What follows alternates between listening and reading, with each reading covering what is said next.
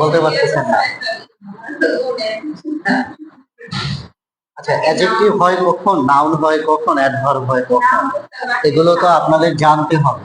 দেখেন আমি বলি,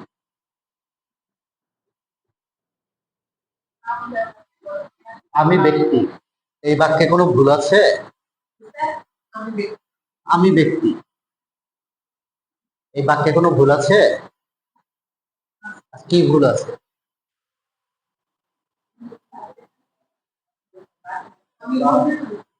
এই এই বাক্যটায় কি ভুল আছে?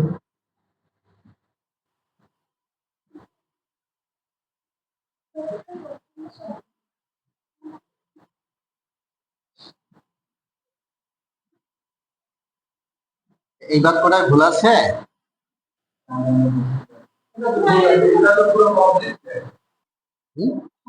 আচ্ছা, তাহলে এইখানে যে ওয়ার্ডটা বসতো, এই ওয়ার্ডটা ছাড়াও আমি চাইলে বাক্যটা কমপ্লিট করতে পারি।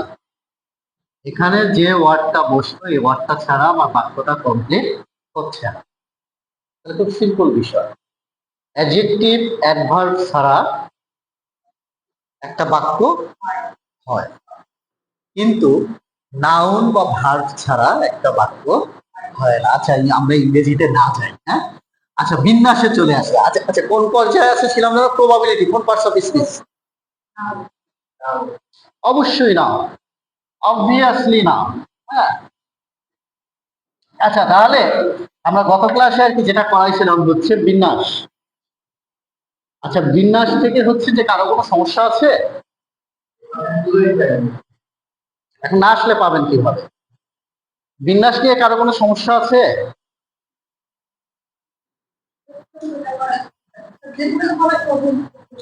বিন্যাস আমি টোটালি কমপ্লিট করে গেছি। তো বিন্যাস নিয়ে কারো কোনো সমস্যা আছে, বা কোনো অঙ্ক বা কোনো কিছু বোঝেন নাই, বা কোনো সমস্যা আছে বা কিছু?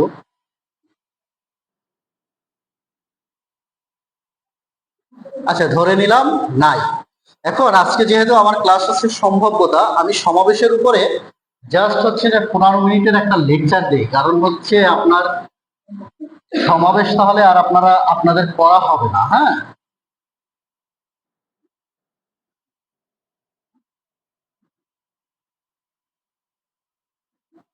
আচ্ছা, সমাবেশ জিনিসটা হচ্ছে,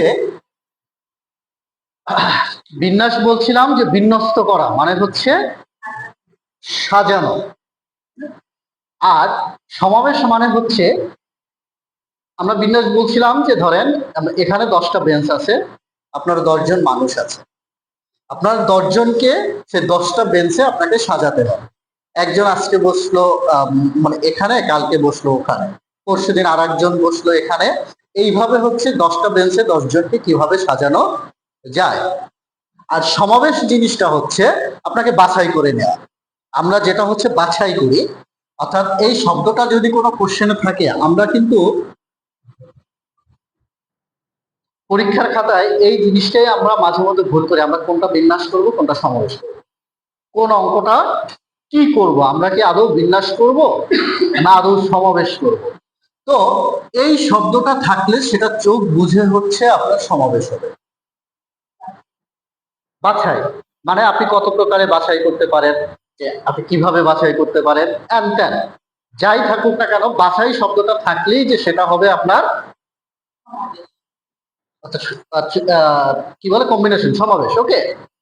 আর যদি কত প্রকারে সাজানো যায়, এই সাজানো শব্দটা থাকলেই হবে হলো আপনার বিন্যাস। যে এতটুকু মনে হয় ক্লিয়ার। এখন দুইটা সূত্র, একটা হচ্ছে আপনাকে কালকে গত ক্লাসে বলেছিলাম, একটা হলো এনসিআর। এনসিআর হচ্ছে বিন্যাসের সূত্র, যে factorial n by factorial r into factorial n minus r. Okay, সমাবেশের সূত্রটায় এই এটা থাকে না, যা সমাবেশের সূত্র হচ্ছে এটা। খুব সিম্পল একটা সূত্র, যে অর্থাৎ factorial n by factorial n minus r. এখন যে অনেক জায়গায় এখানে এই যে আমি বলি একটা জায়গায় এনপিআর লেখা আছে, একটা জায়গায় এনসিআর লেখা আছে, এর কোনো মানে নাই। এটা দুইটাই সেম, তার শুধুমাত্র হচ্ছে পি মানে হচ্ছে পারমিউটেশন, সি মানে হচ্ছে কম্বিনেশন। এটা কোনো ব্যাপার না যে আপনি এনপিআর এনসিআর, কারণ আপনাকে হচ্ছে রিটার্ন পরীক্ষা দিতে হচ্ছে না, আপনাকে আপনার মতো করে আপনি জাস্ট এমসিকিউর হচ্ছে আপনি উত্তরটা বের করবেন। সো এখানে পি বা সি মানে ইটস নট ম্যাটার। তারপরে বলে দিচ্ছি যে পি মানে হচ্ছে পারমিউটেশন, সি মানে হচ্ছে কম্বিনেশন, এতটুকুই।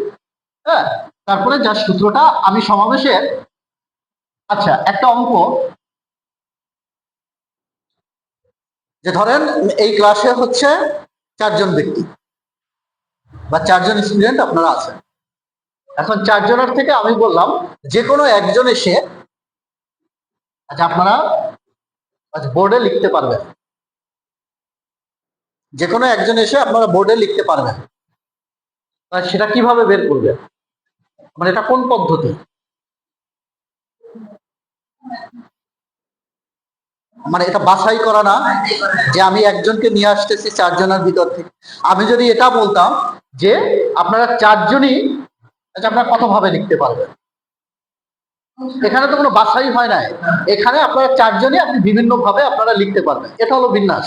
আর যদি আমি বলি 1 বা 2 জন এসে আপনারা এই বোর্ডে লেখেন, সেটা হচ্ছে সমাবেশ। ক্লিয়ার? আচ্ছা, এখন এইটা কিভাবে, যে আমার 4 জনের ভিতর থেকে একজন লিখতে পারবে, কথা বুঝতে পারছেন?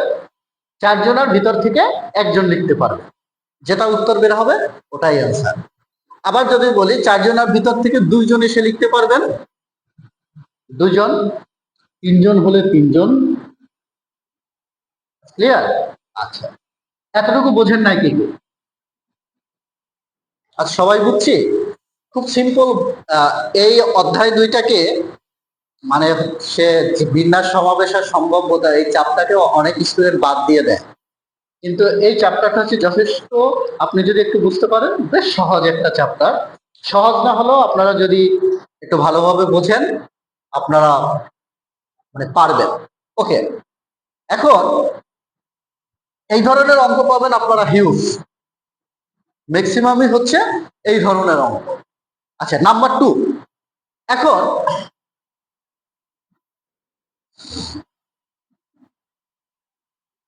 দেখা গেল একটা স্কুলে কি প্রতিযোগিতা হবে, একটা যে কোনো প্রতিযোগিতা হবে, ধরলাম একটা একটা ক্রিকেট টিম, একটা ক্রিকেট টিম গঠিত হবে। আচ্ছা আচ্ছা, ক্রিকেট টিম অ্যানাউন্স করবে হচ্ছে আচ্ছা 15 সদস্যের, যে টোটাল স্কুলটা থেকে 15 সদস্যের একটা ক্রিকেট টিম জেলা টুর্নামেন্টে খেলতে যাবে।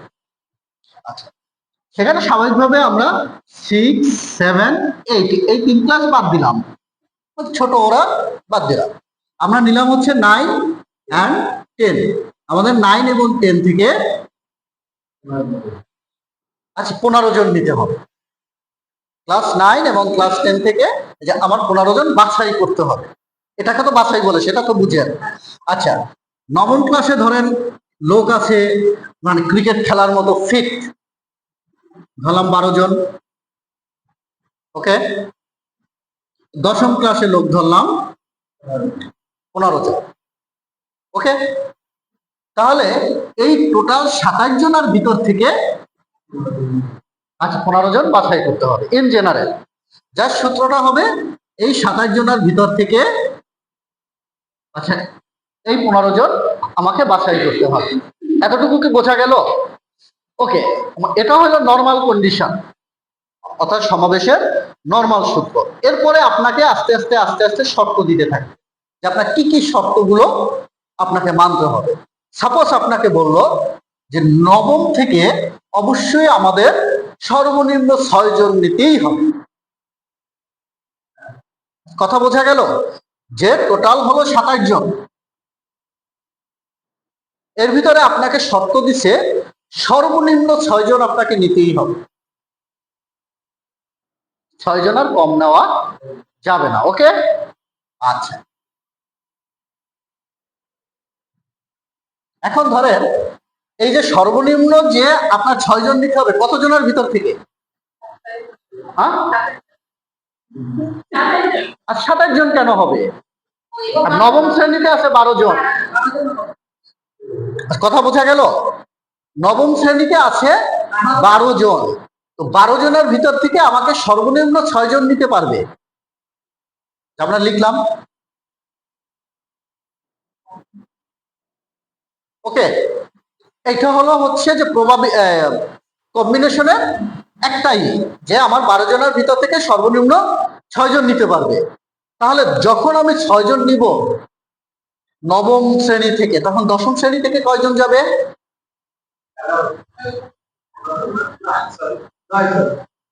9 জন যাবে। ক্লিয়ার? 15 জন থেকে, আচ্ছা বোঝা গেল এটা?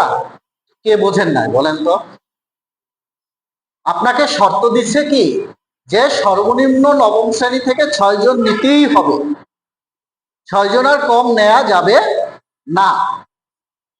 তাহলে আপনি যদি নবম শ্রেণী থেকে 6 জন নেন, আর তাহলে তখন দশম শ্রেণী থেকে আপনাকে বাধ্য হয়ে 9 জন নিতে হবে, যেহেতু 15 সদস্যের দল। ওকে। ঠিক একইভাবে যদি নবম শ্রেণী থেকে 7 জন নেন, দশম শ্রেণী থেকে নিতে হবে 8 জন। নবম শ্রেণী থেকে 8 জন নিলে দশম শ্রেণী থেকে নিতে হবে 7 জন।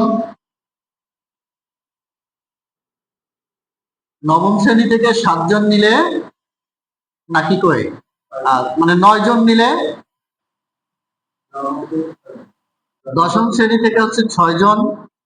নবম শ্রেণী থেকে 10 জন নিলে দশম শ্রেণী থেকে নিতে হবে 2 জন। দশম শ্রেণী থেকে 11 জন নিলে, আরে ওই তো আর কি ভুল হয়ে গেছে, 4 জন।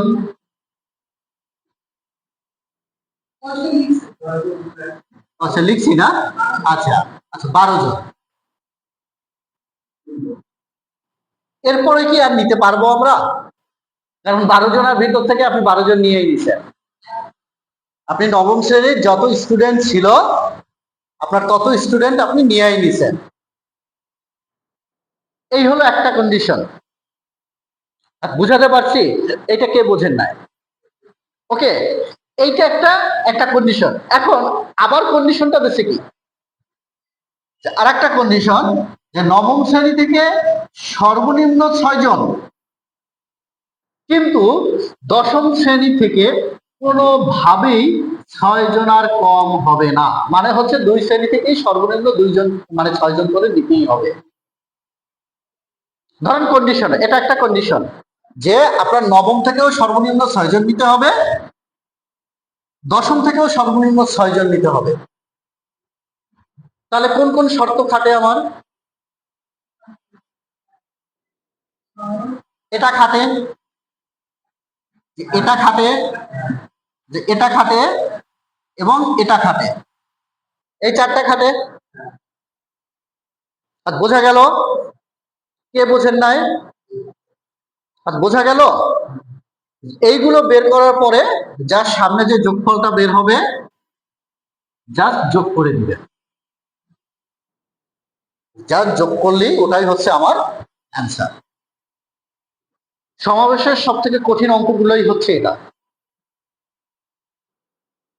এই ধরনের অঙ্কগুলোই হচ্ছে সমাবেশ থেকে আসে, মানে এবং সব থেকে কঠিন অঙ্কগুলোই হচ্ছে এটা। আপনারা বই খুললে দেখবেন যে আছে যে 5 জনের ভিতর থেকে 4 জন, 3 জনের ভিতর থেকে 2 জন নিয়ে গঠিত সমাবেশ সংখ্যা কত, একটা যে একটা ক্রিকেট দলে। আচ্ছা, এই কোশ্চেনটা অনেক সময় আসে, একটা কোশ্চেন, এটা হচ্ছে, আচ্ছা মনে করলাম যে বাংলাদেশ ক্রিকেট বিশ্বকাপ খেলতে গেছে, হ্যাঁ, ক্রিকেট বিশ্বকাপ খেলতে গেছে, একটা 15 সদস্যের একটা স্কোয়াড ঘোষণা করছে। এখন আচ্ছা এখানে কোশ্চেনটা হলো যে এরকমের,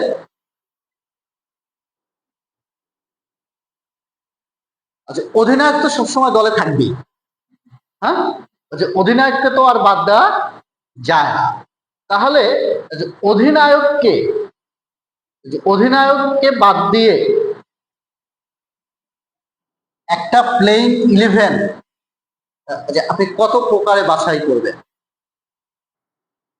বা অধিনায়ক তো কনস্ট্যান্ট থাকি, তাহলে আপনি হচ্ছে বাকি 10 জন কিভাবে সিলেক্ট করবেন বা কত প্রকারে বাছাই করবেন, আর কিভাবে করবেন?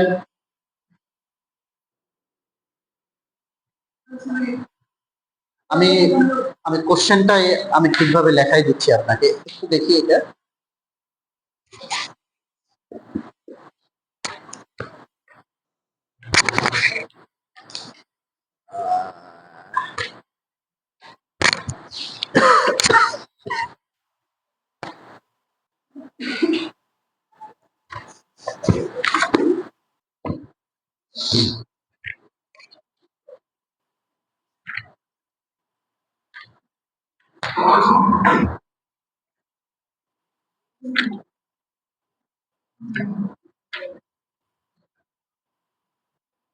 এই যে যেটা 35তম বিসিএস এ আসছে, একেবারে হুবহু কোশ্চেনটা ছিল 14 জন খেলোয়াড়ের মধ্যে থেকে নির্দিষ্ট একজন অধিনায়ক সহ 11 জনের একটি ক্রিকেট দল কতভাবে বাছাই করা যায়।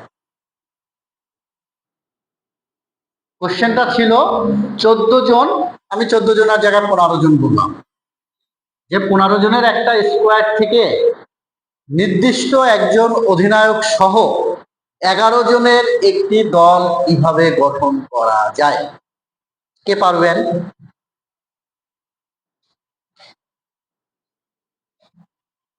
আপনারা ক্রিকেট দেখেন? দেখেন? খুব ভালো বোঝেন ক্রিকেট? আচ্ছা, তাহলে তো বোঝেন যে মোটামুটি একটা 15 সদস্যের স্কোয়াডই ঘোষণা হয়, অর্থাৎ যখন হচ্ছে কোনো বৈশ্বিক টুর্নামেন্ট খেলতে যায়, কিন্তু মাঠে খেলতে নামে কজন? 11 জন। তো তাহলে সেটা কিভাবে বাছাই করবে? কোশ্চেনটা হলো 15 জনের একটা স্কোয়াড থেকে একজন নির্দিষ্ট অধিনায়ক সহ 11 জনের একটা দল কিভাবে বাছাই করবে।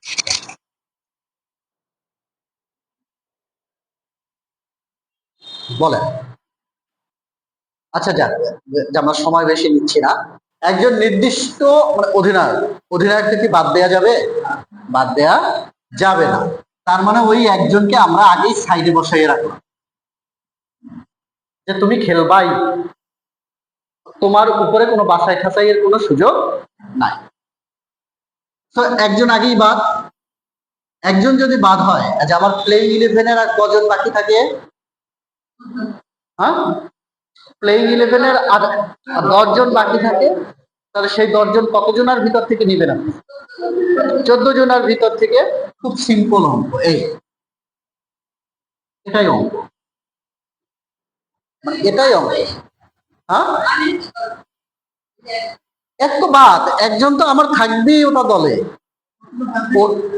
আচ্ছা, ওটাকে তো আপনি আর বাছাইয়ের অন্তর্ভুক্ত করতে পারতেছেন না, কারণ সেই সুযোগ তো নাই। আপনাকে তো শর্ত দিয়েই দিয়েছে একজন অধিনায়ক সহ একজনকে আপনার থাকবেই, বাকি 14 জনের ভিতর থেকে যে আপনি 10 জন নিতে পারবেন। ওকে, আবার ধরেন আরেকটা অঙ্ক দেখলাম, এই যে দেখেন 4 জন মহিলা এবং 6 জন পুরুষের মধ্য থেকে 4 জন থাকবে হচ্ছে যে মহিলা, আর 6 জন থাকবে হচ্ছে পুরুষ। এর মধ্য থেকে আমাকে হচ্ছে যে একটা 4 সদস্য বিশিষ্ট যে একটা কমিটি গঠন করতে হবে।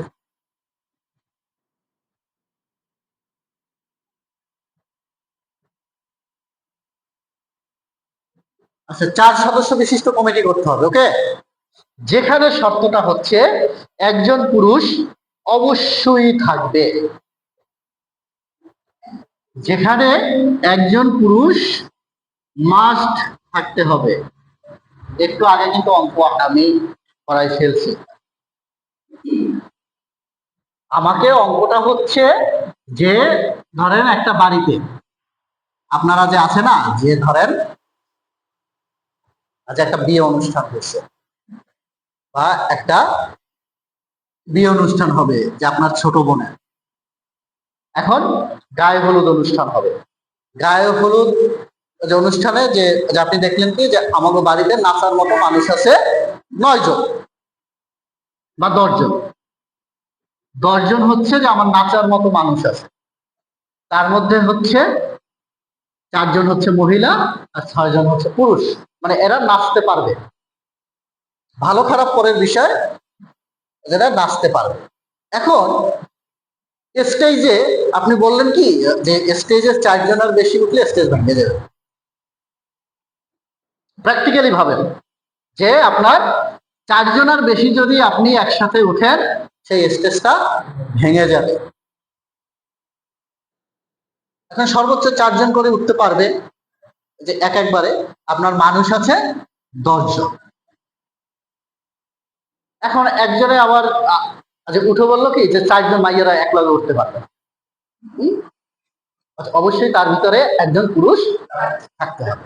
এখন কত প্রকারে আপনি এটাকে বাছাই করবেন বলেন, কত প্রকারে আপনি বাছাই করবেন? তো সে বলছে যে মিনিমাম একজন আমার পুরুষ লাগবে। সেই একজন কতজনের মধ্যে থেকে? 10 জনের ভিতর থেকে, 6 জনের ভিতর থেকে। 6 জন পুরুষের ভিতর থেকে আমার একজন পুরুষ অবশ্যই লাগবে। ওকে, ওকে আমি নিলাম। যখন আমার পুরুষ থাকবে একজন, তখন স্টেজে মহিলা কয়জন? 3 জন। সেই 3 জন কতজনের মধ্যে থেকে? 4 জনের মধ্যে থেকে। ওকে, এই একজন গেল, এই একটা ধাপ গেল। আচ্ছা, যখন আপনার হচ্ছে পুরুষ 2 জন উঠবে, তখন মহিলা হচ্ছে 2 জন। ওকে, যখন হচ্ছে পুরুষ 3 জন উঠবে, তখন মহিলা একজন। কোশ্চেনে কি কোথাও বলছে যে মহিলা থাকতেই হবে? কোশ্চেনে বলছে যে অন্তত পুরুষ একজন থাকতেই হবে। সো আমার যদি 4 সদস্য কমিটিতে আমার 4 জনই পুরুষ ওঠে, আমার শর্তের কোনো ব্যত্যয় হচ্ছে? শর্তের ব্যত্যয় হচ্ছে না। এর বেশি কি আমরা নিতে পারবো না, কারণ আমার কমিটিটা হচ্ছে 4 জনা। সো আমি চাইলেও কিন্তু যে আমি পুরুষ আর 5 জন নিতে পারবো না, কারণ উঠলেই আমার স্টেজ ভেঙে যাবে। এই জাস্ট বের হবে, সবটা যোগ দেবে। একটা দেখাই দিচ্ছি, ধরেন 6c1 ফ্যাক্টোরিয়াল 6/6 - 1। কি অবস্থা! গুণ হচ্ছে ফ্যাক্টোরিয়াল 4/4 - 3। এটা হচ্ছে ফ্যাক্টোরিয়াল 5 থাকবে না, তার মানে 6 গুণ 4, এই হচ্ছে 24। এখানে হচ্ছে 24। তারপরে যা যা বের হবে জাস্ট প্রত্যেকটারে যোগ দিয়ে দেব। পারমিটেশনের এই অঙ্কগুলোই হচ্ছে সব থেকে বেশি ইম্পর্টেন্ট, এবং এই অঙ্কগুলো পারলে আপনি যে মানে পারমিটেশন না, সরি কম্বিনেশন, এই অঙ্কগুলো সকলটাই পারবে। আর একটা বিষয় আছে, ওই যে আপনার হ্যান্ডশেক করার যে অঙ্কগুলো আছে, খুব নর্মাল বিষয়, এই আপনার কম্বিনেশনের মাধ্যমে আপনারা পারবেন। এটা হচ্ছে আপনার মানসিক দক্ষতায়ও আপনার কম্বিনেশনের যে অঙ্ক আসে, যে 5 জন মানুষ এরা হচ্ছে প্রত্যেকের সাথে হ্যান্ডশেক করলো, তাহলে টোটাল কয়টা হ্যান্ডশেক হলো? 5 জন মানুষ। আমার হ্যান্ডশেকের জন্য লাগে 2টা হাত। এই অ্যান্সার। কথা বোঝা গেল? Simple answer. আমরা চলে যাই আজকে সম্ভাব্যতায়। আপনার পারমিটেশন বা কম্বিনেশন নিয়ে আপনারা বাসায় ভালোভাবে পড়াশোনা করেন, হ্যাঁ, প্র্যাকটিস করতে হবে আপনাদের। তাহলে আশা করি। আর একটা ইউটিউব চ্যানেল আছে যেটা আপনারা দেখতে পারেন, তা হলো জব 8, যেটা আমার একটা ছোট ভাই চালায়, ক্লাসটা আমি। হ্যাঁ, আজ আপনাদের কাছে ফোন থাকলে যে আপনারা সার্চ দিতে পারেন। এটা আমি আবার বলতেছি, আমার তো সময় থাকে না, কিন্তু ও আমাকে করে বলল আমি ক্লাস নেই। ওই আমি জাস্ট ভিডিওতে নেই, ও ভিডিও ছাড়ে, ও এডিট এডিট করে যাই করুক ও করে, আমি জাস্ট হচ্ছে ওখানে আমি কি করি, যদিও মেইলটা আমার, মানে আমার মেইল দিয়েই খুলছে। হ্যাঁ, ওকে। আর এটা হচ্ছে সম্ভাব্যতা। সম্ভাব্যতা হচ্ছে প্রবাবিলিটি। প্রবাবিলিটি।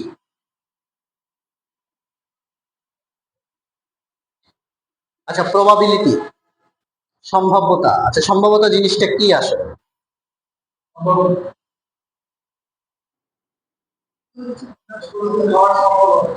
আচ্ছা, কোনো কিছু হওয়ার সম্ভাবনা। গুড। আজকের লেকচার নাকি?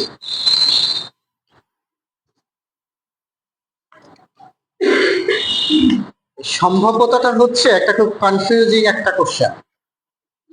তবে খুব কনফিউজিং না হোক,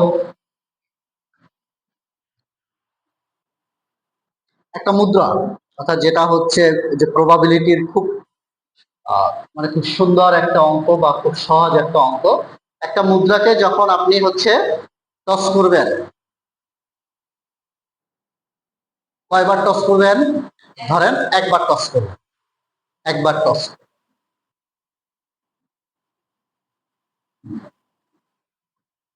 একটা মুদ্রা আপনি একবার টস করবেন, একবার টস করলে এটা হেড করার সম্ভাবনা কত?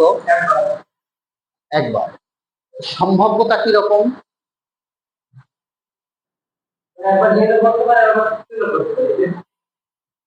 হেড করার সম্ভাবনাটা হবে 1/2। 1/2টা কেন? এটা হলো পৃষ্ঠ হলো দুইটা, একটা হলো হেড আর একটা হচ্ছে টেল। ওকে, হেড টেল। এর ভিতরে আপনি যদি বলেন এটা হচ্ছে, হেডও করতে পারে টেলও করতে পারে। ধরেন একবার করতে পারে হেড, একবার করতে পারে টেল, কিন্তু আপনি জানেন না যে কোনটা করবে। কিন্তু আপনি যদি একবার টস করেন, একবার না একবার অবশ্যই পড়বে, অবশ্যই আপনার হেড পড়বে, মাস্ট। প্রথমবারে টেল পড়লে পরের বার head। আচ্ছা, একটা মুদ্রা আপনি দুইবার করলেন, তাহলে পৃষ্ঠ হয় কয়টা? ফলাফল হয় কয়টা? চারবার। চারবার। এটা কেন? হেড টেল, হেড টেল। একটা হলো হেড টেল আর একটা হলো হেড টেল। ওকে, চারটা কিভাবে? একটা হলো হেড টেল নিজেই আছে, একটা হলো হেড টেল নিজেই আছে, একটা আছে টেল হেড, একটা আছে টেল হেড। তার মানে চারটা পৃষ্ঠ হইলো। হ্যাঁ, আচ্ছা, চারটার ভিতরে হেড করার সম্ভাবনা কয়বার? আচ্ছা, দুইবার। চারটার ভিতরে দুইবার, আলটিমেটলি 1/4। এখন আপনাকে যদি বলা হয় একটা হেড 5বার, মানে একটা কয়েন 5বার নিক্ষেপ করা হলো, টোটাল ফলাফল কত? অর্থাৎ টোটাল ক্ষেত্রটা কত?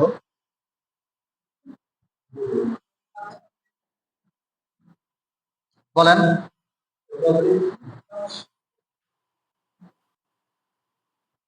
আচ্ছা, 5 একটু মনে হয় বড় হয়ে যাচ্ছে নাকি? আচ্ছা, 3বার। আচ্ছা, 3বার ধরলাম। আচ্ছা, 3বার নিক্ষেপ করলেন। একটা হলো হেড টেইল, একটা হলো হেড টেইল, একটা হলো হেড টেইল। এখন এখন বলেন আপনারা যে আমার পৃষ্ঠ কয়টা, অর্থাৎ আপনার কয়টা ফলাফল আসবে?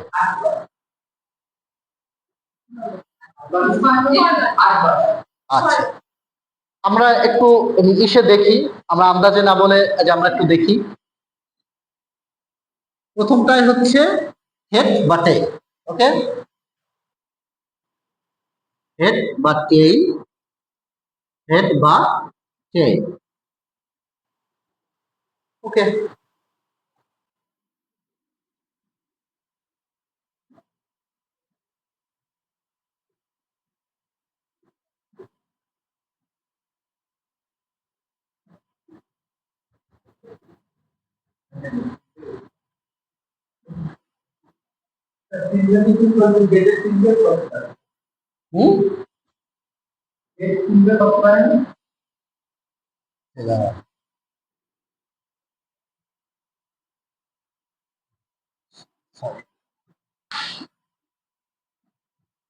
আরে কি করছি আমি,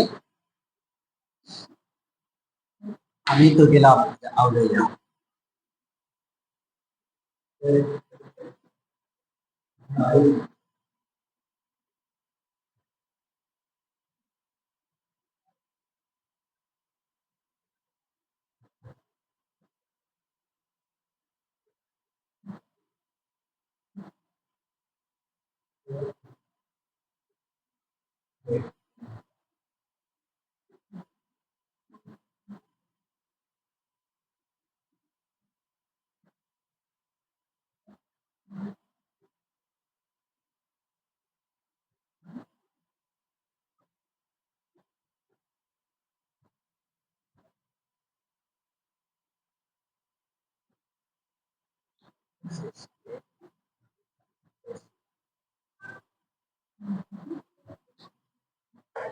আর একটা বাদ করে কোনটা?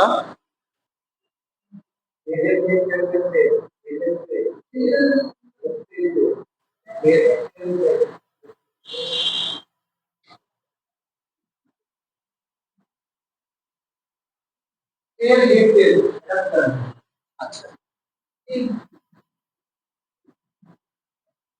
এই হলো টোটাল আমাদের ক্ষেত্র। আচ্ছা দেখেন বুঝছেন কিনা, বোঝেন না? আপনি তিনটা মুদ্রা একবারে মারলেন, একবারে নিক্ষেপ করলেন, একবারে নিক্ষেপ করলে এই 8টা ঘটনা ঘটতে পারে। প্রথম মুদ্রায় হেড পড়তে পারে, দ্বিতীয় মুদ্রায় হেড পড়তে পারে, তৃতীয় মুদ্রায় হেড পড়তে পারে। অর্থাৎ তিনটা মুদ্রা আপনি একবারে মারলেন, তিনটাই হেড পড়তে পারে। দ্বিতীয়বারে তিনটেই টেল পড়তে পারে, আপনি তো জানেন। পরের বার দেখা গেল কি প্রথম দুইটা হেড পড়লো আর একটা টেল পড়লো, তারপরে প্রথমটা হেড পড়লো, পরে দুইটা টেল পড়লো। এইভাবে আপনার 8টা ফলাফল ঘটতে পারে। এটা খুব সিম্পল একটা সূত্র। আপনি যদি 3বার নিক্ষেপ করেন, যেহেতু পৃষ্ঠ হচ্ছে আপনার দুইটা, জাস্ট পাওয়ার দিবেন 3। এই হলো 8টা ক্ষেত্র। কথা বোঝা গেল? এই হচ্ছে 8টা ক্ষেত্র। এইভাবে যতই বার দেয়া থাকবে জাস্ট পাওয়ার বসায় দিবেন। 2 টু দি পাওয়ার 5, 2 দুগুণে 4, 4 দুগুণে 8, 8 দুগুণে 16, 16 দুগুণে 32, অর্থাৎ 32টা ক্ষেত্র। আপনারা বুঝতে পারছেন? কে বোঝেন না এটা বলেন তো? সবাই আমরা বুঝছি। আচ্ছা,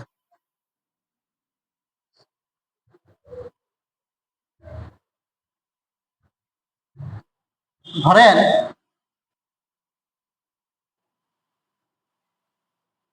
তাস খেলা পারেন? কি কি পারেন? কলব্রিজ তো মেয়েদের খেলা। ব্রে পারেন? বাহ, এটা খুব ভালো একটা খেলা। আপনারা পারেন? আচ্ছা, তাসে কয়টা থাকে? কয়টা তাস থাকে? 52টা তাস থাকে। এ কি জানেন আপনারা? একটা হচ্ছে কিং, কুইন, স্পেড, আর কি?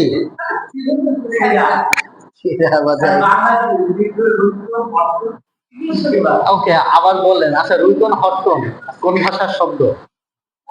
কোন ভাষার শব্দ? এই যে রুইতন, রুইতন, হটটন, স্কাপন, হ্যাঁ, এগুলো হচ্ছে কোন ভাষার শব্দ থেকে আগত? ওলন্দাজ।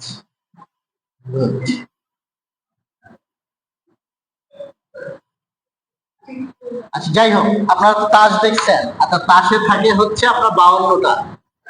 প্রত্যেকটা প্রত্যেকটা অর্থাৎ 4টা তো বললাম না আমরা? কি কি বললাম? রুইতন, হরতন, স্পেড এবং চিররা, তাই না? এই চারটায় হচ্ছে প্রত্যেকটা 13টা করে থাকে।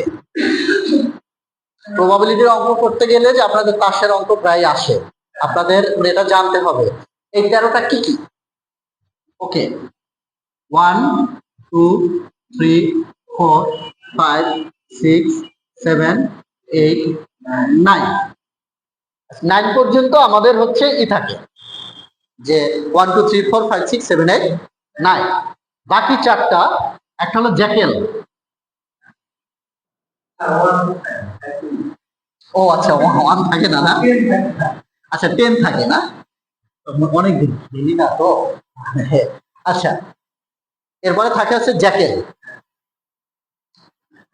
আচ্ছা, জ্যাকেলের পরে হচ্ছে কুইন। কুইন, তারপরে থাকে হচ্ছে কিং, এবং সব থেকে যেটা বড় এটা হলো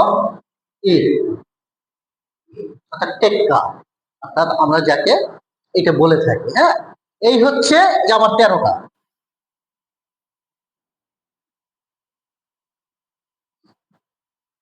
এখন নর্মাল যেটা হচ্ছে যে কলব্রিজ, অর্থাৎ যেটা বললো এখান থেকে চলে আসে, এখান থেকে চলে আসে। বিভিন্ন খেলায় বিভিন্ন রকম। আবার যেটা হচ্ছে ব্রেটা হচ্ছে এখান থেকে এখানে। এখন কিউটা হচ্ছে আমার, আচ্ছা যাই হোক আমরা তাস খেলার ভিতরে না যাই। হ্যাঁ, আচ্ছা, আর যেটা হচ্ছে সচরাচর সব থেকে বেশি মানুষজন খেলে থাকে এটা হচ্ছে 29। হ্যাঁ, 29 যেটা হচ্ছে সব থেকে বেশি খেলে থাকে, ওটাই আবার বড় হলো এটা। তো যাই হোক, এখন আপনাকে বলা হইলো যে ধরেন এই এক প্যাকেট তাস, এক প্যাকেট তাস থেকে আপনি হরতন বের করবেন। যে কোনো একটা তাস হরতন হওয়ার সম্ভাবনা কত? হরতনকে আবার লাভ বলা হয়ে থাকে, যে খুব সুন্দরভাবে একটা লাল লাভের চিত্র দেয়া আছে।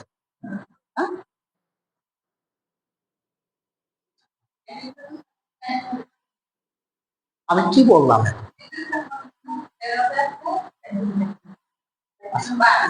চারটা রং আপনারা মনে রাখবেন।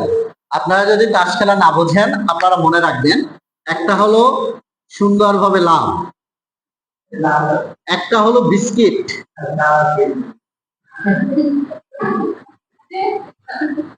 একটা হলো বিস্কিট, আর একটা হচ্ছে পান। হ্যাঁ, আচ্ছা, আর একটা হচ্ছে পান, এবং আচ্ছা আর একটা হচ্ছে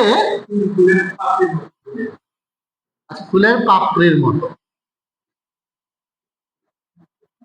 এই আচ্ছা যাই হোক, আমরা জাস্ট কি করলাম। হ্যাঁ, এই হচ্ছে যে আপনার চারটা।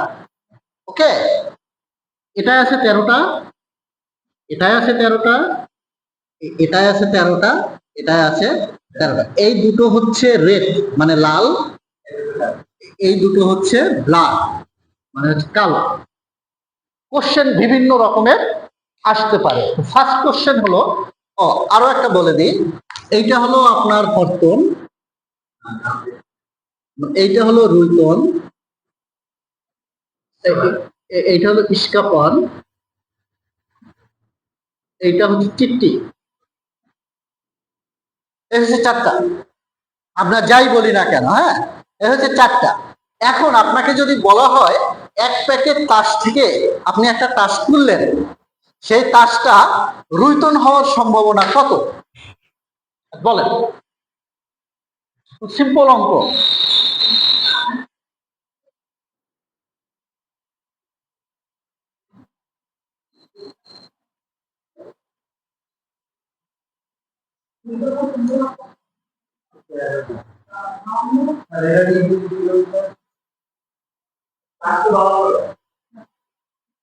আপনার কাছে এক প্যাকেট একটা তাস আছে, এইটা এক প্যাকেট তাস, আপনি চোখ বুঝে একটা তাস তুললেন। এখন সেই তাসটার প্রবাবিলিটি কত যে ওইটা আমার রুইতনই হবে, তার সম্ভাব্যতা কত? ওকে, আচ্ছা, আপনার টোটাল প্যাকেটের টাচ কত? রুইতন কয়টা? এই হচ্ছে প্রবাবিলিটি যে আপনার যে কোনো 52টা টাচ থেকে যে আপনি যদি তোলেন তার প্রবাবিলিটি হচ্ছে 1/4, মানে হচ্ছে 4টা টাচের অবশ্যই একটা রুইতন হবেই। কথা বোঝাতে পারছি আপনাদের? যে আপনি যদি মানে 4টা তাস তোলেন আপনার সেখানে অবশ্যই একটা রুইতন থাকবে, অর্থাৎ তার প্রবাবিলিটি হচ্ছে 1/4। এখন কোশ্চেন বিভিন্ন ভাবে আসতে পারে, যেমন এটা হলো এক প্রকার গেল, খুব সহজ একটা। আবার যদি আপনাকে বলা হয় আপনাকে এক প্যাকেট তাস দেয়া হলো, সেই তাসটা লাল হওয়ার সম্ভাবনা কত? লাল 26টা, তার মানে হচ্ছে যে 26 52 1/2, কারণ হচ্ছে যে কোনো দুইটার ভিতরে একটা লাল হবে। আজ কথা বোঝা গেল? ওকে। এরপরে ধরেন আপনাকে বলা হলো এক প্যাকেট তাস থেকে আপনার একটা যে কোনো একটা তাস তুললেন, আপনার সেই তাসটা কুইন হওয়ার সম্ভাবনা কত?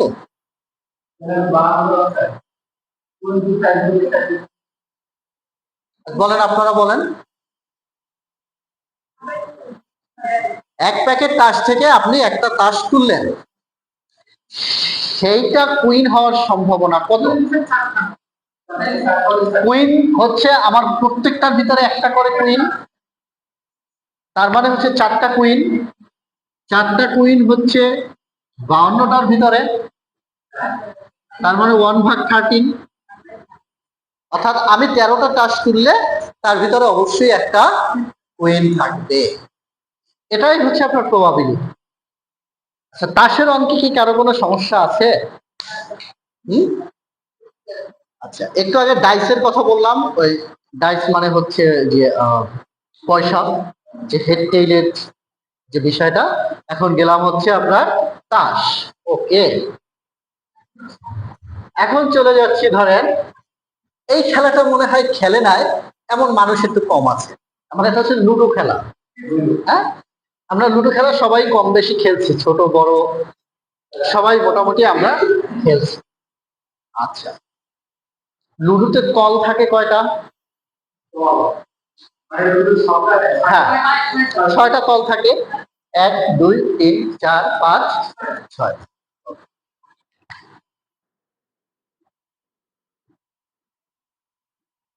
একটা লুডোকে আমি নিক্ষেপ করলাম, মানে একটা লুডোর কি বলে ওটাকে, আচ্ছা যাই হোক, ছক্কায় ওকে, এটা নিক্ষেপ করলাম, তাহলে সেটাই পাস করার সম্ভাবনা কত? একবার। সে একবারে অ্যান্সার হবে কত? 6/5 হবে কেন? 1/6 না, 6টা রেজাল্ট হওয়ার সম্ভাবনা, 6টা রেজাল্ট হওয়ার সম্ভাবনা, তো আমার পাস করার সম্ভাবনা একবার। আমি যদি বলি একটা লুডোর ছক্কাকে আমি মারলাম, সেটা জোর সংখ্যা হওয়ার সম্ভাবনা কত? 3বার, তার মানে 3/6, মানে 1/2। বোঝা গেল? আপনারা কে বোঝেন নাই? সবাই মোটামুটি বুঝতেছি। এখন ধরেন আপনার ছক্কাটা হচ্ছে, আপনি একই সাথে আপনার 2টা লুডো আনবেন, অর্থাৎ 2টা ছক্কা।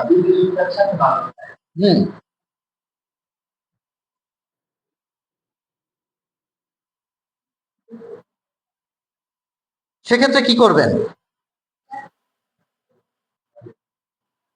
একটি ছক্কাকে আপনার 2বার নিক্ষেপ করা হইলো, তাহলে মোট ফলাফল কয়টা আসবে?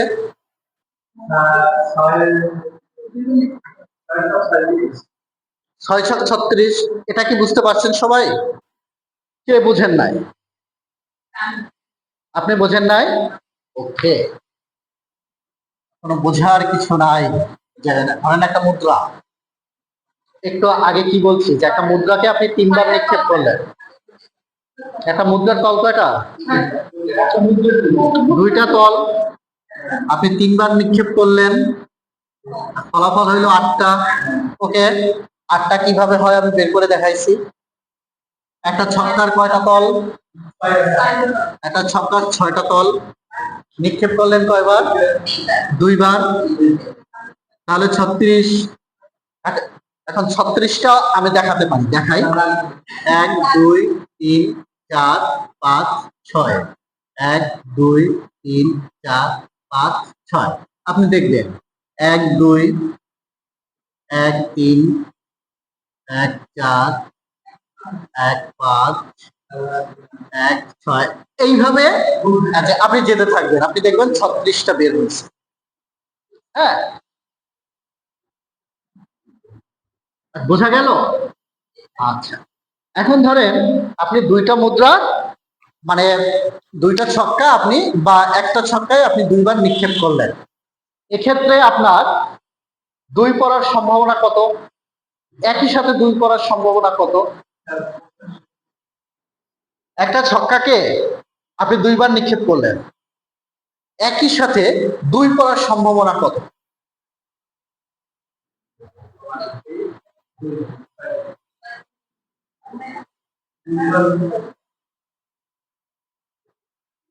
এটাও 2 পড়বে, এটাও 2 পড়বে।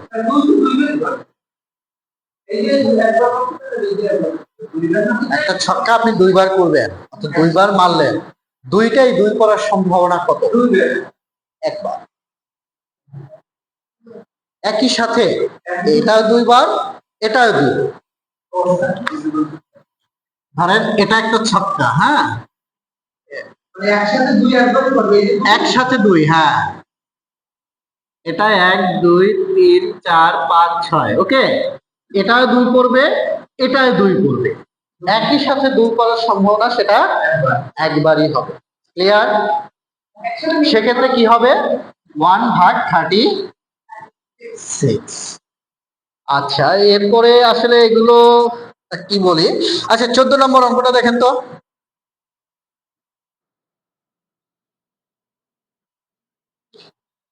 একটি নিরপেক্ষ ছক্কা এবং একটি মুদ্রা একবার নিক্ষেপ করা হলে ছক্কার 5 এবং মুদ্রার হেড করার সম্ভাবনা কত?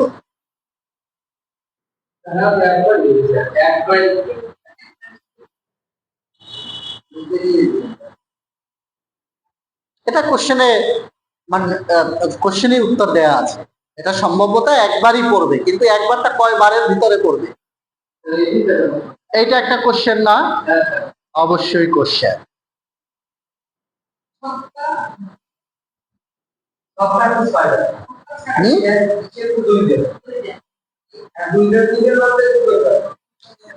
এখানে বলছে যে একটা ছক্কাকে যে আপনি মারবেন, একটা ছক্কাকে মারলেন, খুব সহজভাবে দেখবেন। আচ্ছা, আরেকটা মুদ্রাকে মারলেন, তাহলে প্রাপ্ত ফলাফল কয়টা?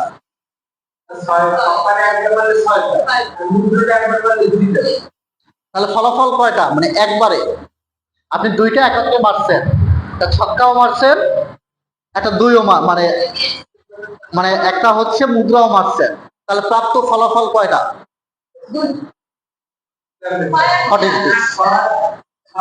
আট আর 2 হবে কেন? আপনারা, আমি একটা জিনিস বুঝাই, একটা হচ্ছে একবার হেড করতে পারে, আচ্ছা একবার হেড করতে পারে, আচ্ছা একবার টেল করতে পারে, আর ছক্কায় করতে পারে কি কি? 1 2 3 4 5 6। ওকে, এখন যে আমি যদি হেডের জন্য যাই, আচ্ছা একবার যখন হচ্ছে মুদ্রাতে হেড করবে, তখন ছক্কার 1 করতে পারে, 2 করতে পারে, 3 করতে পারে, 4 করতে পারে, 5 6 করতে পারে। করতে পারে কিনা? হ্যাঁ, ঠিক একই যখন আমার মুদ্রায় কি পড়বে, তখন সেটা পড়তে পারে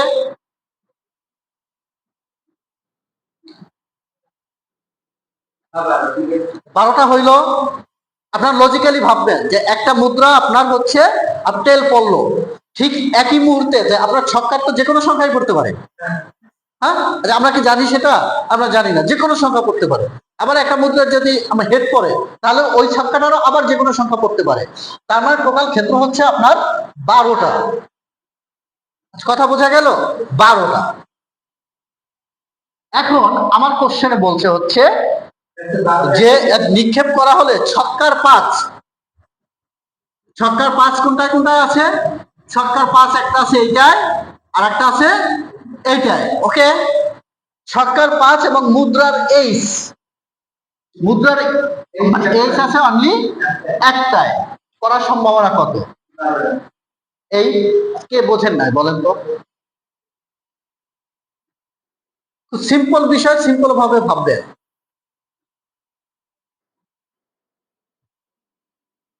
সবাই বুঝছি আমরা? সবাই বুঝছি? আচ্ছা আচ্ছা, দেখেন এখানে, আচ্ছা 16 নম্বর অঙ্কটা দেখেন।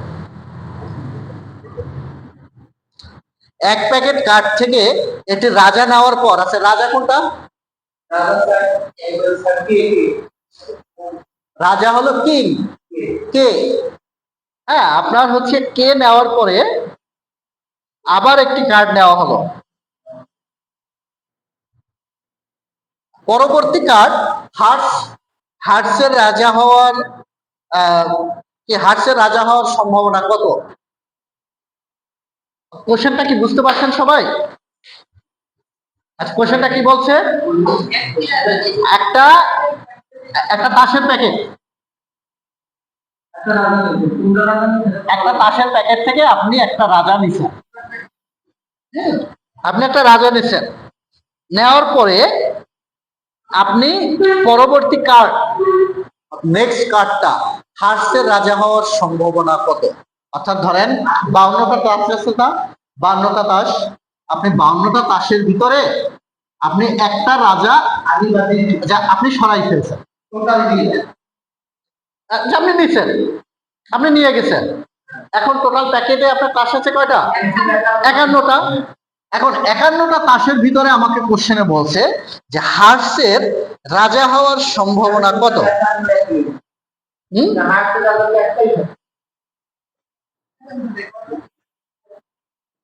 বলেন। এ তো আপনি উত্তর দেখে বলছেন। আর বোঝেন নাই কি? আপনি একটা কার্ড আগে নিয়ে নিছেন, আপনাকে কোশ্চেনে বলছে যে একটা রাজা নেওয়ার পরে আপনার পরবর্তীতে আর একটা তাস তুলছেন, আর একটা তাস তোলার পরে যে বললো এইটা না দেখে বলো তো এইটার কি কত, হার্সের রাজা হওয়ার সম্ভাবনা কত? সো স্বাভাবিকভাবে আমার বাকি থাকে হচ্ছে কি, হার্সের রাজা তো একটাই থাকে, একটাই থাকবে না, সেটা একবারই হওয়ার সম্ভাবনা। সে একটা থাকলে সে একটা হলো এই। আর যদি বলতো জাস্ট একটা প্যাকেট থেকে হার্সের রাজা হওয়ার সম্ভাবনা কত? 1/52, কারণ 52টা তাসের ভিতরে হার্সের কিং আছে একটাই। ওকে,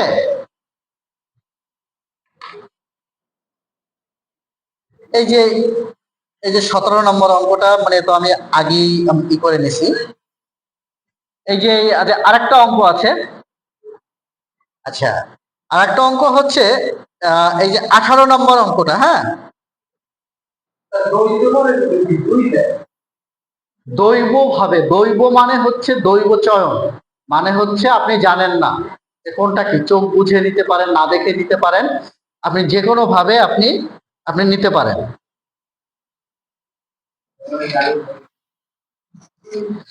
ওকে, 18 নম্বর অঙ্কটা একটু দেখেন।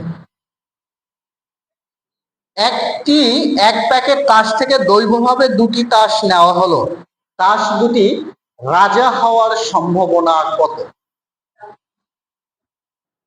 আর কথা বুঝছেন আগে? দৈবভাবে দুটি মানে হচ্ছে আপনি আন্দাজে দুইটা নিলেন, আন্দাজে, সহজ কথা, দৈবভাবে বাদ দেন, আন্দাজে নিয়েছেন, আপনি দেখেন নাই, আপনার চোখ বাঁধা যে আপনি তুলতেছেন। হ্যাঁ, এখন আপনি যখন তুলতেছেন, আপনি দুইটা করে তুলতেছেন, প্রথমবারে দুইটা তুললেন, পরের বারে দুইটা তুললেন, তারপরের বারে দুইটা দুইটা আপনি করে তুললেন। এইখানে বলছে দুইটাই রাজা হওয়ার সম্ভাবনা কত, আর দুইটাই কিং হওয়ার সম্ভাবনা কত?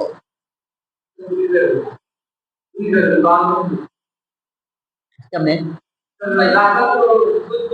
আপনাকে আগে ক্ষেত্রটা বের করতে হবে, আপনাকে আগে ক্ষেত্রটা বের করতে হবে যে আপনার ক্ষেত্র কয়টা, আর কেন 52টা হবে?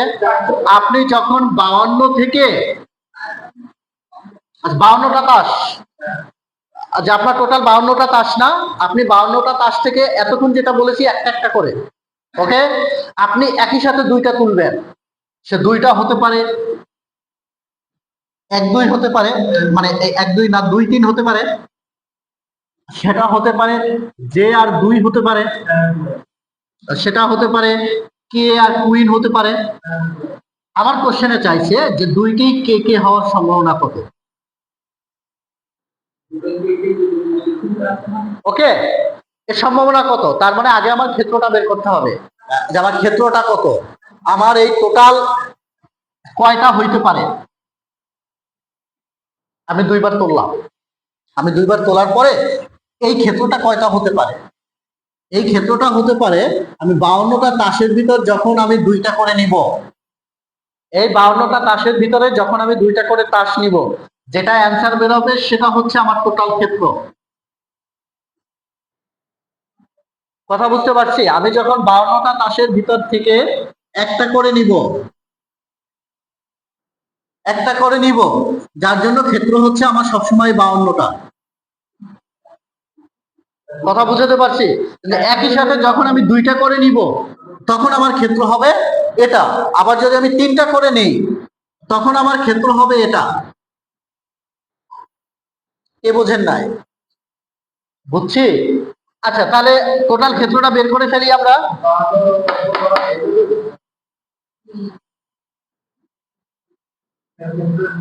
আচ্ছা, ক্ষেত্রটা বের করে দিব। আচ্ছা, 52C2 ফ্যাক্টোরিয়াল 52 ভাগ ফ্যাক্টোরিয়াল 52 মাইনাস 2, 52 গুণ 51 গুণ ফ্যাক্টোরিয়াল 50 ভাগ হলো ফ্যাক্টোরিয়াল 50, 52 গুণ 51, মানে এইটা কিভাবে বের হলো সেটা আমি গত ক্লাসে ডিটেলস পড়াইছি, একটা ডিটেলসে পড়াইছি আমি। কে বোঝেন না কিভাবে বের হইলো এটা? হ্যাঁ, সবাই বুঝছি। এখন এইটা যদি আমি আবার, আচ্ছা খুব সহজে দেখাই যাই আপনাকে। আচ্ছা, ফ্যাক্টোরিয়াল 4 মানে কি? আচ্ছা, ফ্যাক্টোরিয়াল 4 মানে কি? 4 ইন্টু 3 ইন্টু 2 ইন্টু 1, তাই না? আচ্ছা, ফ্যাক্টোরিয়াল 10 মানে কি? 10 into 9 into 8 into 7 into 6 into 5 4 3 2 1। তাহলে আমরা কি লিখতে পারি যে 10 ইন্টু ফ্যাক্টোরিয়াল 9? লিখতে পারি কিনা? এইটুকু করে ফ্যাক্টোরিয়াল 9 লিখতে পারি না? লিখতে পারি। আর সেম জিনিসটাই হচ্ছে, যে কারণ নিচে যেহেতু আমার 50 ফ্যাক্টোরিয়াল হচ্ছে, আমি জাস্ট 50-50 কাটার জন্য আমি জাস্ট এই দুটো রেখে যে আমি ফ্যাক্টোরিয়াল 50-50 কেটে দিলাম। আজ কথা বুঝাতে পারছি? এখন আপনি যদি এই টোটালটা মান বসাইতে যান, আপনার টোটাল একটা অঙ্কেই আপনার পরীক্ষা শেষ মোটামুটি। তারপরে হচ্ছে যে গার্ডদেরকে সালাম আলাইকুম দিয়ে চলে আসবে।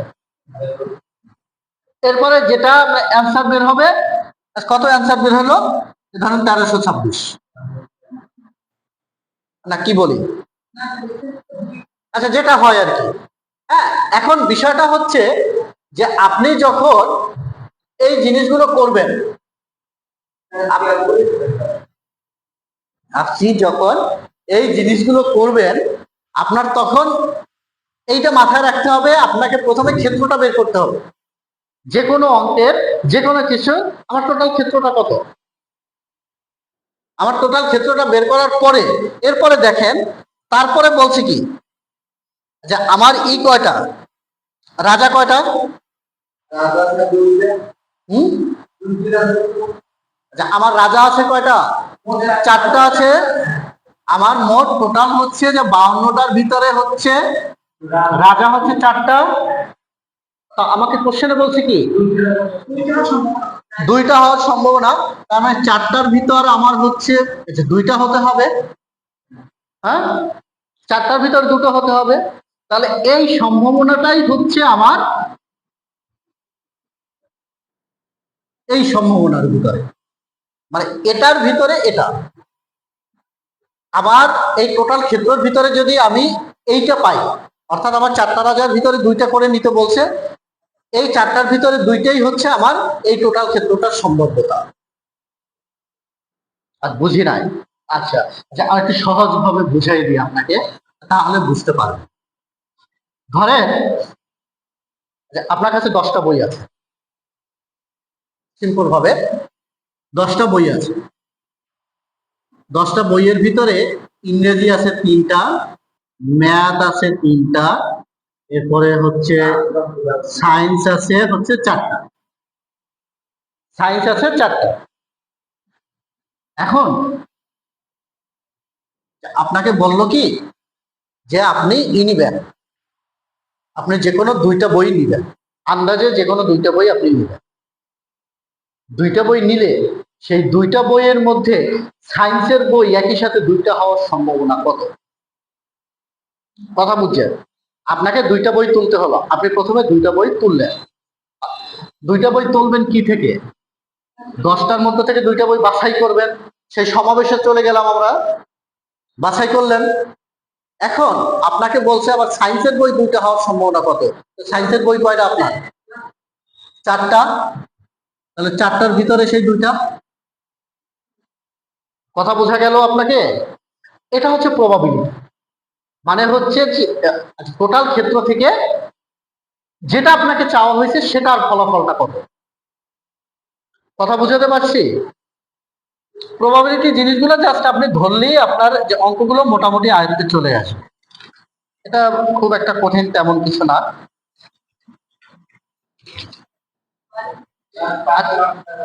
আচ্ছা 22 নাম্বার দেখেন তো। আচ্ছা 22 নাম্বার না, আগে একটু, আচ্ছা 21 নম্বরে যান। আচ্ছা, রাকিবের পকেটে 2টি লাল, 3টি নীল, 5টি কালো, 8টি সবুজ মার্বেল আছে। কমপক্ষে কতটি মার্বেল নিলে প্রত্যেক রঙের অন্তত একটি করে হলেও মার্বেল পাওয়া যাবে? আচ্ছা কি কি বলছে এটাই? যে একটা ইসে আপনি ধরেন 2টা লাল, আচ্ছা 3টা নীল, 5টি কালো, 8টি সবুজ। এই হচ্ছে আমার টোটাল মার্ক। এখানে বলছে আমাকে সর্বনিম্ন হচ্ছে যে কয়টা মার্বেল নিতে হবে, সর্বনিম্ন সর্বনিম্ন কয়টা মার্বেল নিলে আমার প্রত্যেক কালারের একটা অন্তত থাকবে। কথাটা কি বলছে? যে আপনি যদি সর্বনিম্ন কয়টা মার্বেল নিতে পারবেন যেখানে অন্তত আপনাকে প্রত্যেক কালারের একটা একটাই থাকবে। ওকে, আচ্ছা বলেন দেখি। আরে বুঝলাম না আজকে কি হইল।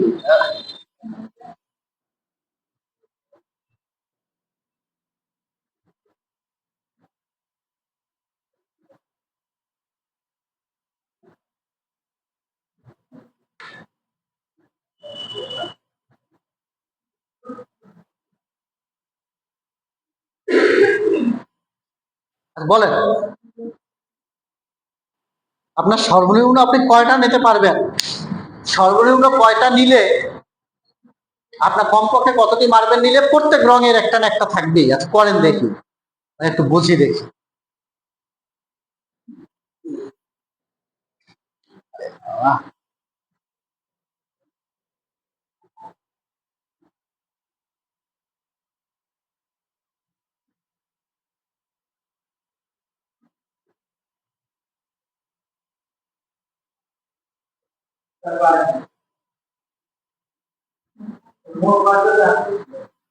হ্যালো,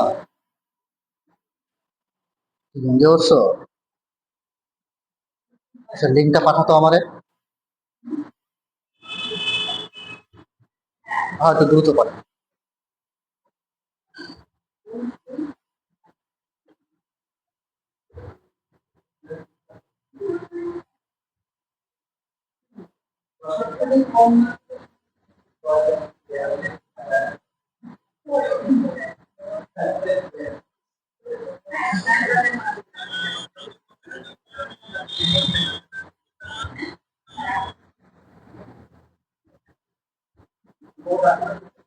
আচ্ছা, পারেন নাই? আচ্ছা, এটার খুব সহজ একটা টেকনিক আছে।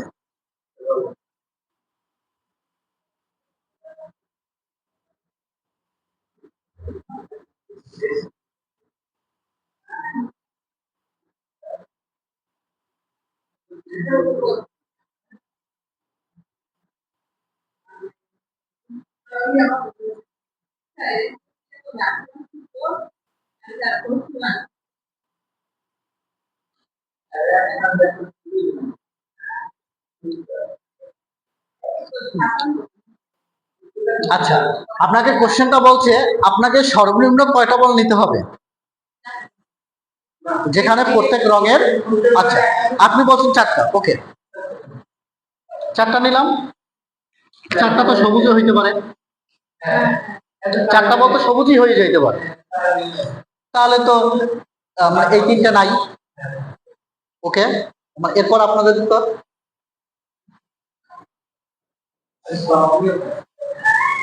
আচ্ছা, আচ্ছা বলি, এটা খুব সহজ একটা টেকনিক হচ্ছে, যেটা সব থেকে কম থাকবে, যেটা সব থেকে কম থাকবে মানে ওখান থেকে একটা নেবে, যে আর বাকিগুলো যোগ দিয়ে, ওকে। যেটা কম থাকে সেখান থেকে একটা বল নেবে, আচ্ছা, আর বাকিগুলো যোগ দিয়ে। এখন বলি কিভাবে। আপনি ধরেন এখানে টোটাল বল আছে কয়টা? 8 + 4 = 16 দিয়ে 18, ওকে। ওকে, 18টা বল আছে। এখন আপনি ধরেন নিলেন 16টা, যে আপনি 16টা বল নিলেন। আপনি দেখেন এই লাল ছাড়াই কিন্তু 16টা নেওয়া সম্ভব। 8 + 5 = 13 = 16, তাহলে কিন্তু আপনার লাল হইল না, লাল কিন্তু আপনি নিতে পারলেন। কথা বুঝতে পারছি? কিন্তু আপনি যদি 17টা বল নেন, এই তিনটা হয় 16টা, আপনাকে একটা অবশ্যই লাল নিতেই হবে। কথা ক্লিয়ার? সো আপনাকে সর্বনিম্ন 17টা নিতে হবে, যেটাই আপনাকে প্রত্যেকটার অন্তত একটা করে। কথা বুঝতে পারছেন আপনারা? অর্থাৎ এটা সহজ কথা হচ্ছে, যেটা সব থেকে কম থাকবে ওখান থেকে একটা নিবেন, একটা নিয়ে আর বাকিগুলো যোগ দিবেন, তাহলেই আপনি সব ক্ষেত্রে।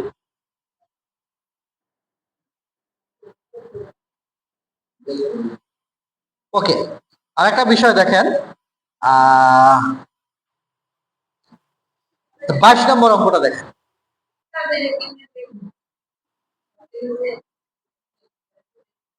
ওটা যখন আপনি রিটার্ন করবেন, যে আপনি তখন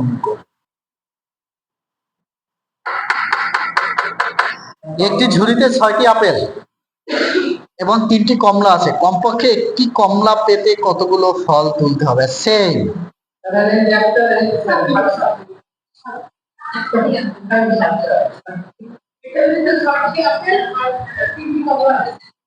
আচ্ছা, 6টি আপেল, 6টি আপেল আর আছে 3টি কমলা আছে। আপনাকে অন্তত, আপনি যদি একবারে একটা তোলেন, একবারে একটা তুললে আপনাকে কমপক্ষে কয়টা বল তুলতে হবে যাতে অন্তত কমলাটা ওঠে? এখন আপনি একটা তুললেন, সেটা আপেল হতে পারে, অর্থাৎ 6টা পর্যন্ত কিন্তু আপনার আপেলই হবে, সেটা হতেই পারে। হ্যাঁ, যে আপনি ধরেন চোখ বুঝে আপনি আপেল তুলতেছেন, আপনি 6টা পর্যন্ত আপনি আপেল তুলতেই পারেন, কিন্তু যখনই আপনি 7টা তুলবেন তখন কিন্তু আর আপেল হওয়ার সম্ভাবনা নাই, কারণ আপেল স্টক আউট। বাধ্য হয়ে আপনার তখন সেটা আপনি না চাইলেও সেটা কমলা উঠবে। অর্থাৎ আলটিমেটলি আপনার যদি কমলাকে তুলতে হয়, আপনাকে মিনিমাম 7বার আপনাকে।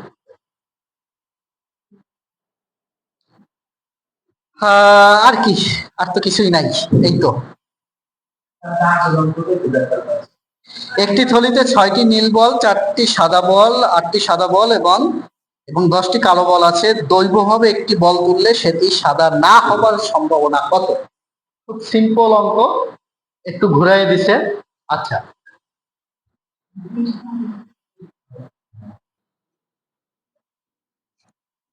আচ্ছা দেখেন, হ্যাঁ, আপনাকে বলা হয়েছে যে 6টা ব্লু, নীল, তারপরে হচ্ছে 8টি বল হচ্ছে কত, 8টি বল সাদা, আর 10টি বল হচ্ছে কালো। এখন বলছে যে আমি একটা বল তুলবো, একটা বল তুলবো, সেটি সাদা না হবার সম্ভাবনা কত? সাদা একটা হবে না, সাদা না হওয়ার সম্ভাবনা কত?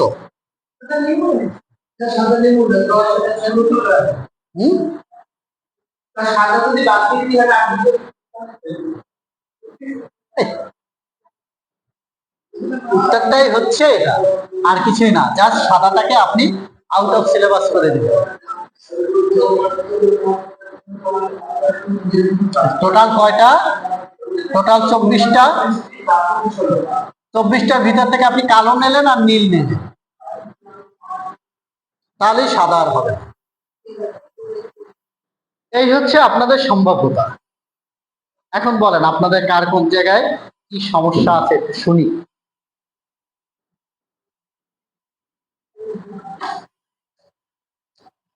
আপনারা খুব সুন্দরভাবে আপনার বাড়িতে বসে আমাদের সময়ে, আমাদের না, এটাও ভুল কথা, আমরা যারা হচ্ছে ধরেন একটু 2009-10-এর দিকে এটি করতো, তাদের একটু সুযোগটা সীমিত ছিল, কিন্তু আপনাদের সুযোগটা অনেক বেশি।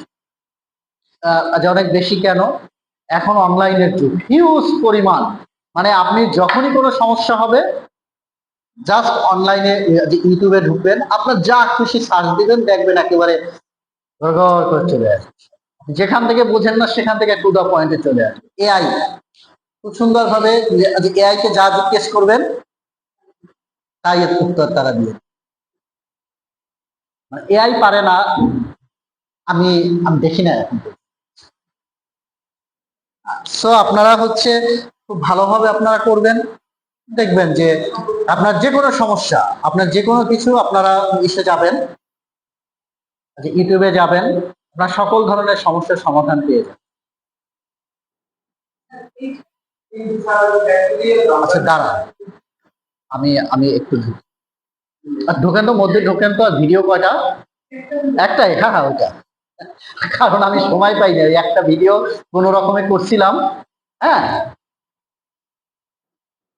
ওটা কি হয়েছে না হয়েছে আই ডোন্ট নো, আমি জানিও না। হ্যাঁ, সব না, ওটা হচ্ছে সম্ভবত বাংলার উপরে, জাস্ট হচ্ছে আপনারা কি কি করবেন। আমি কালকে রাতে একটা করছি, কিন্তু ভিডিওটা ওরা দিছি, ও মনে হয় আপলোড দিতে পারে না। কালকে ইংলিশের উপরে করছিলাম কি কি পড়তে হবে না পড়তে হবে। আজকে যাইয়ে করবো হচ্ছে ম্যাথের উপরে। অফিস করে আসা আসলে মানে আর পারা যায় না, কারণ এটা নিয়ে আপনাকে প্রথমত হলো স্টাডি করতে হয়। আপনাকে যে কোনো কিছু আপনি একটা, আচ্ছা ওটা কিন্তু সম্পূর্ণ স্টাডি না করে দাঁড়ানো, সামনে কালকেরটাও স্টাডি না করে দাঁড়ানো। আজকে শুক্রবার আছে, আমি যাই অন্তত যে আপনাকে মিনিমাম আধা ঘন্টা স্টাডি করতে হবে যে কোনো কিছুর উপরে লেকচার দেওয়ার জন্য। হ্যাঁ, সো আপনাকে এই সেই বিষয়টা নিয়ে আপনাকে ভাবতে হবে যে আপনি কি বিষয়ের উপরে লেকচারটা দেখছেন। আপনি আপনি ধরেন আপনি একটা জিরান পার্টিসিপলের উপরে যে আপনি একটা ভিডিও ছাড়লেন, আপনি অহরহ ভিডিও পাইয়ে যাবেন, তাহলে আপনারটা কেন দেখবে মানুষ? আপনারটা কেন দেখবে? আপনারটা কেন দেখবে এর উত্তর যখনই আপনারা বের করতে পারবেন, তখনই আপনাদের ভিডিও ভাইরাল, এর আগে না। অনলাইনে না, আপনাকে হচ্ছে যেমন এই যে সম্ভবতার যে আজকে ক্লাসটা করাইলাম না, এই ক্লাসটাই ধরেন এক একজন এক এক ভাবে করাবে। কারোটা ভালো লাগবে, কারোটা ভালো লাগবে। যদি আপনারটা ভালো লাগে, অডিয়েন্স আপনাকে অ্যাকসেপ্ট করবে, আর তা নাহলে অ্যাকসেপ্ট করবে। আমি আমি একটা বাংলা বই, আমার বাংলা বইয়ের ছবি দিছিলাম আপনাকে, আমি একটা জিনিস দেখাই। এইটা কিন্তু যে আমার বাংলা বই,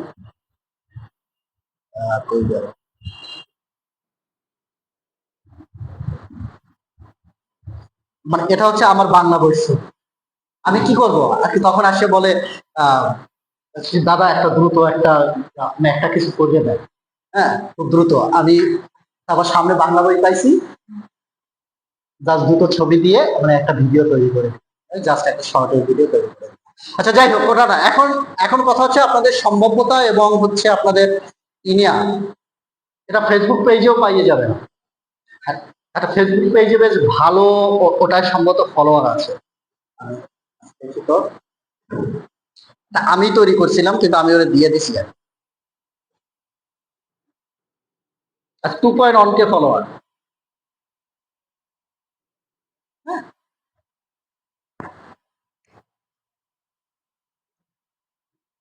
এগুলো ধরেন যে আমরা তো একটু সময় পাই না, বুঝছেন। এখন ওরা হচ্ছে ও হচ্ছে অলরেডি থেকে ভালো টাকা ইনকাম করছে, যে ওটাকে কি বলে, কি জানি, একটা গেইমের মতো ভালো টাকা, 2-3 লাখ টাকা ইনকাম, এবং ও খুব ভালো, এটা বেশ ক্যারিয়ার গড়ার মতো অবস্থায় আছে। এখন ও কোনো হচ্ছে পাচ্ছিল না, টপিক্স খুঁজে পাচ্ছিল না যে কি করবে। এরপরে আশা করলাম যে আমার উপর, যে আপনি তো শুধু আমাকে প্রতিদিন 10টা মিনিট, হোয়াইট বোর্ড আছে, তারপরে হচ্ছে মাইক্রোফোন আছে, সবকিছুই আছে। এখন এই যে কালকে হচ্ছে অফিস করে আসেই সাথে সাথে সেই করা লাগছে, কি বলছি না বলছি নিজেও জানি। ওকে, বিন্যাস, সমাবেশ এবং সম্ভাব্যতার যে উপরে কারো কোনো সমস্যা আছে?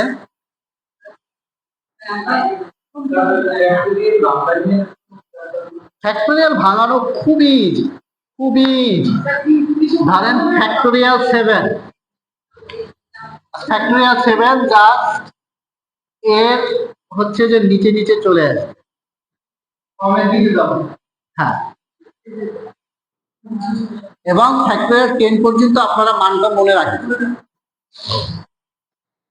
এই জন্য হয় কি, আপনারা যদি কোনো দিক কি করেন যে হ্যাঁ আমি করব, ক্লাস বাদ দিবেন না। কারণ এটা নিয়ে গত ক্লাস শুধু একটা বিন্যাসের উপরে আমি ক্লাস নিচ্ছি, আর আজকে আমি হচ্ছে যে সমাবেশ এবং সম্ভবত দুইটা একবারে নিলাম। গত ক্লাসটা আমি খুব ডিটেলসে করেছিলাম সম্ভবত। হ্যাঁ, এখন এইসব ক্লাস বাদ দিলে হবে কি, আপনার এটা ধরতে পারবেন না আপনারা যে কোন জায়গা থেকে কি করছি বা না করছি। আপনি একটা বাংলা ক্লাস বাদ দিতে পারেন, আপনি বাংলা ক্লাসটা আসলে বোঝার জিনিসটা কম, কিন্তু আপনি যদি ইংলিশ ক্লাসটা বাদ দেন বা ম্যাথ ক্লাসটা বাদ দেন, তাহলে হবে কি আপনি একটার সাথে একটা লিঙ্ক আপ করতে পারবেন। যেমন আমার এই আজকে ভিডিওটা দেওয়ার কথা, যেমন গতকালকে আমি মানে ইংরেজির জাস্ট কিছু বলছি, যেমন parts of speech, parts of speech থেকে যে আপনি কি কি পড়লে যে পরীক্ষায় আসবে। পার্টস অফ স্পিচ থেকে যদি আপনি ধারাবিজ্ঞানী পড়েন, আপনার এক পার্টস অফ স্পিচই বোর্ড 3 ভাগের, অনেক বড়। কিন্তু পার্টস অফ স্পিচ থেকে আপনাকে পড়তে হবে শুধুমাত্র যে identification of parts of speech. তাও কোনটা কোনটা? অনলি নাউন, অ্যাডজেক্টিভ আর অ্যাডভার্ব। আচ্ছা, identification of parts of speech এই তিনটার বাইরে আসে না, এই তিনটার বাইরে, অর্থাৎ এই তিনটা থেকে ম্যাক্সিমাম টাইম, অর্থাৎ 95% কোশ্চেন আসে এই তিনটা থেকে। এখন আপনি যদি এই অ্যানালাইসিসটা না করেন, যে আপনি যদি ধারাবিজ্ঞানী চলে যান, তাহলে কেমনে হবে? ওকে, এরপর দেখেন আপনার থেকে নাউন থেকে আসে কি, নাউন থেকে আসে হলো আপনার অনলি হচ্ছে কমন, কালেকটিভ, ম্যাটেরিয়াল, এই তিনটে নাম থেকে আসে, এবং মাঝে মধ্যে হয়তো দুই একটা ক্ষেত্রে অ্যাবস্ট্রাক্ট আসতে পারে। এখন আপনি যদি ধারাবিজ্ঞানী পড়ে যান, তাহলে কেমনে হবে? তাহলে তো যে আপনার আপনার এক নাউন করতে করতে জীবনটা শেষ। এরপর হচ্ছে আপনার প্রোনাউন থেকে যা শুধু হচ্ছে কোনটা কোন ধরনের প্রোনাউন, কোনটা কোন ধরনের প্রোনাউন, এই এতটুকু। তারপরে হচ্ছে আপনার ইসে যে অ্যাডজেক্টিভ, অ্যাডভার্ব, ভার্ব, এগুলো থেকে জাস্ট আসে শুধু আইডেন্টিফিকেশন, যে একটা লাইন তুলে দেবে, একটা ওয়ার্ডের নিচে র‍্যাক দিয়ে দেবে যে কোন পার্টস অফ স্পিচ। এই এখন এইটুকু পড়তে সময় লাগবে আপনাদের সর্বোচ্চ 1.5 ঘন্টা। এরপর হচ্ছে যে আপনার নাম্বার, জেন্ডার, নাম্বার, জেন্ডার। তারপরে দেখেন যে আপনার সাবজেক্ট ভার্ব, যে এগ্রিমেন্ট আছে, যে identification of close and phrase, সর্বোচ্চ সময় লাগবে আধা ঘন্টা শিখতে, সর্বোচ্চ। অথচ এটাই আপনারা হচ্ছে যে ক্লাসে যদি আপনারা মানে এই বাড়িতে বসে খালি পড়তে থাকেন পড়তেই থাকবেন, হাত আর পরিষ্কার হবে না। এই যে একটা আছে না, যে অ্যাডভার্টাইজ বান্টি না কি জানি, খালি হাত পরিষ্কার করতেই থাকে। হ্যাঁ, যাক, এটা আমরা ইংরেজির কথাবার্তা, ওটা আমরা না যাই। হ্যাঁ, এই তো আপাতত এই আজকের ক্লাস নিয়ে কারো কোনো সমস্যা? হুম, কারো কোনো সমস্যা নাই? তাহলে আপাতত টাটা, গুড বাই, নাকি?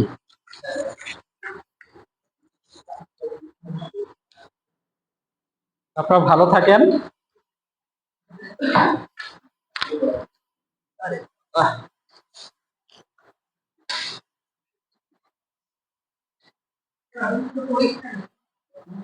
হ্যাঁ, এই দুটো সিটের উপর পরীক্ষা দিবেন? আচ্ছা, আপনার 2-3 জনের ভিতরে ফার্স্ট সেকেন্ড থার্ড হয়ে যাবে, তাহলে একটা পরীক্ষা নিতে তো সমস্যা নাই। রোল কত? এক ক্লাসের মানে স্টুডেন্ট কজন? একজন। হ্যাঁ,